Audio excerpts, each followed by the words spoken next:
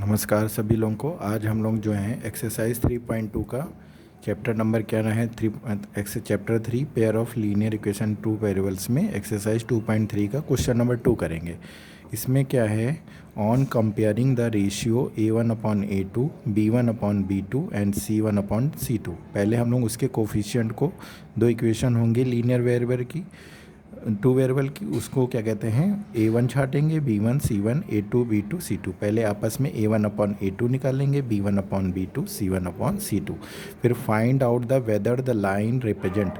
अब जो भी लाइन है, दो लाइन है इक्वेशन की, वो क्या रिप्रेजेंट करेंगी, pair of linear equation intersect represent करेंगी एट अ पॉइंट पर, या पैरेलल रिप्रेजेंट करेंगी, या कोइंसिडेंट। अभी तक इससे पहले जो दो क्वेश्चन कराए थे वो हम लोग ग्राफिकली करे थे। अब लेकिन हम लोग यहाँ पे सीधे a1/a2 b1/b2 इनके कोफिशिएंट से हम लोग पता लगाएंगे कि कैसे दो लाइंस आपस में इंटरसेक्ट कर रही हैं, कि पैरेलल हैं, कि कोइंसिडेंट है। तो पहले हम लोग क्या करेंगे, इंटरसेक्ट के लिए हम लोग कंडीशन लिख लेंगे। Intersect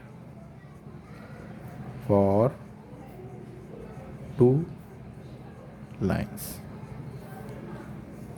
intersect for two lines. इसके लिए हम लोग कंडीशन लिख लेंगे।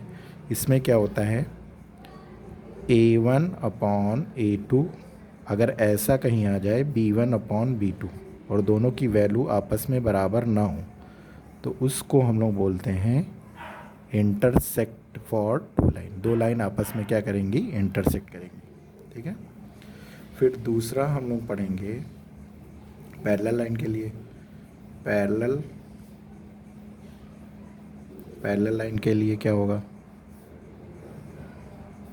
पैरेलल लाइन के लिए क्या होगा, a1/a2 equal to a1/a2 equal to b1/b2 is not equal to c1/c2। ठीक है। और थर्ड हमारा क्या है, कोइंसिडेंट के लिए, कोइंसिडेंट लाइन के लिए कंडीशन क्या होगी, इसमें सारे रेशियो आपस में बराबर होने चाहिए। तो a1/a2 equal to b1/b2 equal to c1/c2। ठीक है। तो इसमें भी क्या है, हम लोग ये कंडीशन है, ये हमारी एक, और इसको दूसरी भाषा में, दूसरी एक ऐसे डायरेक्ट नेम से भी पूछता है, बाई, इसको बोलते हैं बाई यूनिक सॉल्यूशन। ऐसी कंडीशन क्या है, यूनिक सॉल्यूशन कहलाती है। ये हमारी जो कहलाती है नो सॉल्यूशन कहलाती है। और जो लास्ट वाली है इसको बोलते हैं infinite many solution. Infinite solution भी कर सकते हैं, इनफाइनाइट सॉल्यूशन। ठीक है। अब हम लोग पहला क्वेश्चन लेते हैं। फर्स्ट क्वेश्चन आपकी बुक का ही है। क्या है question, x plus 5x minus 4y plus 8 equal to 0। और दूसरी जो है equation 7x plus 6y minus 9 equal to 0। ठीक है। तो अब हम लोग क्या करेंगे, फर्स्ट इक्वेशन को लेंगे, सॉल्यूशन में क्या लेंगे, let 5x minus 4y plus 8 equal to 0। तो पहली लाइन को हम लोग कंपेयर करेंगे, a1x plus b1y plus c1 equal to 0। अब a1 है, यहाँ x सेम है, तो a1 की वैल्यू कितनी हो गई, 5 हो गई। क्या हो गई, 5। इसी तरह y सेम है, तो b1 की वैल्यू कितनी हो गई, -4 हो गई। फिर c1 की वैल्यू कितनी है, 8। देखो यहाँ प्लस का था, यहाँ माइनस, तो इसलिए हम लोग ने यहाँ पे क्या करा, माइनस का ले लिया। एंड दूसरी इक्वेशन हम ले लेते हैं, 7x plus 6y minus 9 equal to 0। फिर से कंपेयर करते हैं किससे, a2x plus b2y plus c2 equal to 0। अब यहाँ पे x सेम है, तो ये दूसरी लाइन के लिए हम लोग a2x b2y plus c2 equal to 0 लेंगे। ये पहली लाइन के लिए था a1x, क्योंकि कोफिशिएंट अलग अलग लेने पड़ेंगे ना। तो a2 यहाँ पे कितना हो जाएगा, a2 इक्वल टू, देखो x सेम है वेरिएबल, तो a2 की वैल्यू क्या हो जाएगी, 7 हो जाएगी। फिर यहाँ y सेम है, तो b2 की वैल्यू कितनी हो जाएगी, 6 हो जाएगी। और c2 की वैल्यू कितनी हो जाएगी, माइनस का 9 हो जाएगी। ठीक, अब हम लोग क्या करेंगे, चेक करेंगे a1 upon a2। a1 upon a2 क्या है, a1 की वैल्यू देखो कितनी है, 5, और a2 की वैल्यू कितनी है, 7। एंड b1 अपॉन b2 निकालते हैं, b1 अपॉन b2, तो b1 की वैल्यू देखो यहाँ कितनी है, माइनस का 4, और b2 की वैल्यू कितनी है, 6। इसको कैंसिल कर दो, 2 2 जा 4, 2 3 जा 6, कितना आया, -2 अपॉन 3। तो आपको दिख रहा है पहले ही a1 अपॉन a2 जो है b1 अपॉन b2 के बराबर नहीं है। तो a1 upon a2 is not equal to b1 upon b2 के। इसका मतलब बोलेंगे the line is intersect line. आई बात समझ में, इसको बोलते हैं इंटरसेक्ट लाइन बोलते हैं। ठीक है, अब हम लोग सेकंड क्वेश्चन देखते हैं। सेकंड क्वेश्चन क्या है हमारा, सेकंड क्वेश्चन है 9x plus 3y plus 12 equal to 0।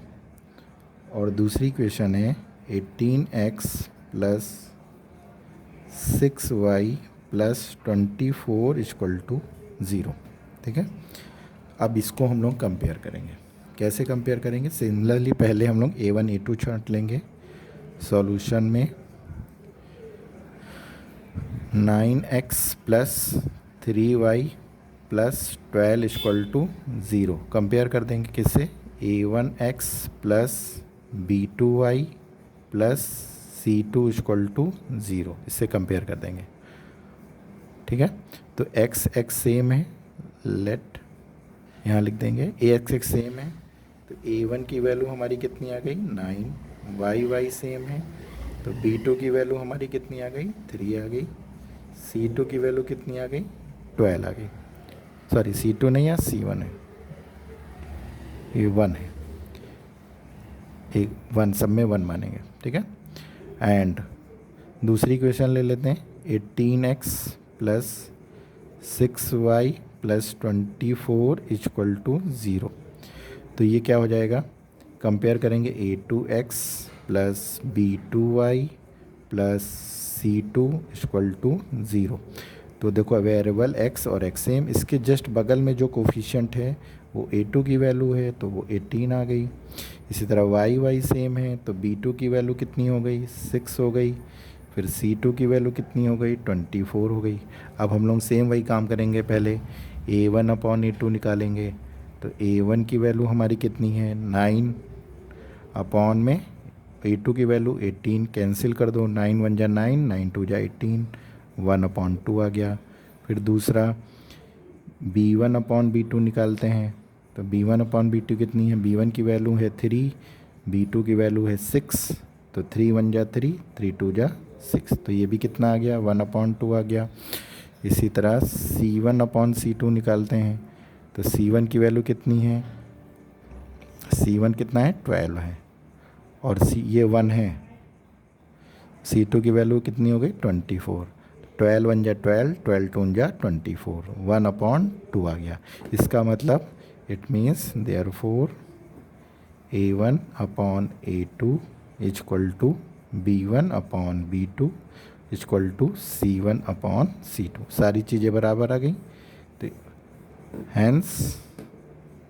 Hence the जो वाली लाइन है आपकी 9x plus 3y plus 12 equal to 0 and 18x plus 6y plus 24 equal to 0 are क्या हो जाएगा, जब सारी रेशियो बराबर होंगे तो कोइंसिडेंट लाइन बोलते हैं इसको। क्या बोलते हैं? कोइंसिडेंट लाइन बोलते हैं। आई बात समझ में?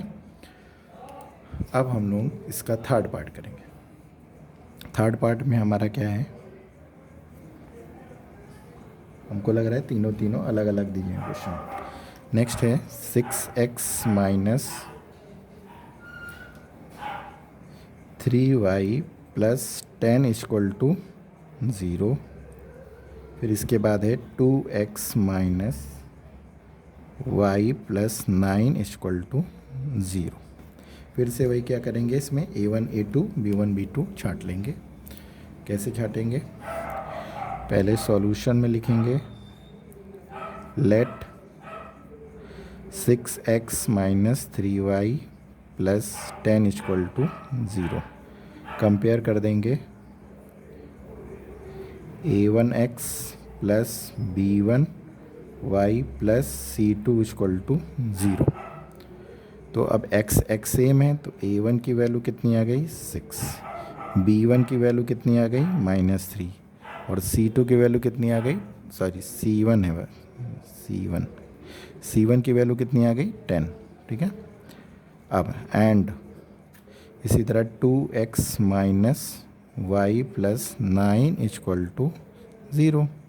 अब यहाँ पे क्या करेंगे a2x plus b2y plus c2 equal to 0। Compare कर दो, x सेम है तो a2 की वैल्यू 2, b2 की वैल्यू कितनी हो जाएगी, y के बगल में कोई नंबर नहीं, इसका मतलब 1 होता है तो यहाँ क्या हो जाएगा 1 और आगे कौन सा साइन माइनस का। इसी तरह c2 की वैल्यू क्या हो जाएगी 9 हो जाएगी। अब हम लोग रेशियो निकाल लेते हैं a1 अपॉन a2।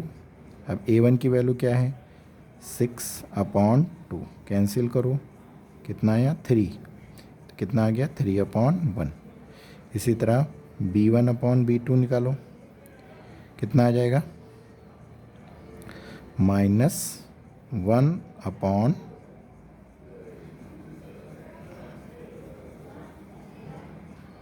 सॉरी यहाँ b1 की वैल्यू है -3 अपॉन -1, तो माइनस कैंसिल तो बचा कितना 3/1।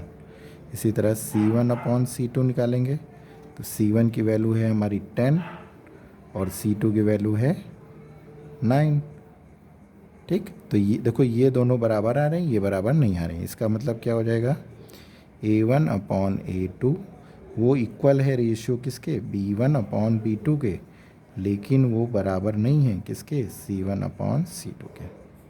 और इसका मतलब ये वाली कौन सी कंडीशन होती है, therefore the line 6x minus 3y plus 10 equal to 0 and 2x minus y plus 9 equal to 0 are parallel line, इसको बोलते हैं पैरेलल लाइन।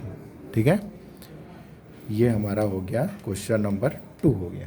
ठीक है, अब आज के लिए ये क्वेश्चन नंबर 2 हो गया। अब इस तरह ये हम लोग कैसे पैरेलल लाइंस, इंसिडेंट लाइन और कोइंसिडेंट लाइन को कैसे हम लोग सॉल्व करते हैं, इसको लिए प्रोसेस हमने बता दी है। अब इसको पढ़िए, फिर नेक्स्ट जो वीडियो होगा उसमें हम लोग कैसे कंसिस्टेंट और इनकंसिस्टेंट जो हम लोग पढ़ेंगे उसके बारे में क्वेश्चन करेंगे विद ग्राफिकली, उसको कैसे समझेंगे। आज के लिए थैंक यू, और अगर वीडियो अच्छा लगे तो उसको लाइक करिए, शेयर करिए एंड सब्सक्राइब करिए। बहुत बहुत धन्यवाद, थैंक यू।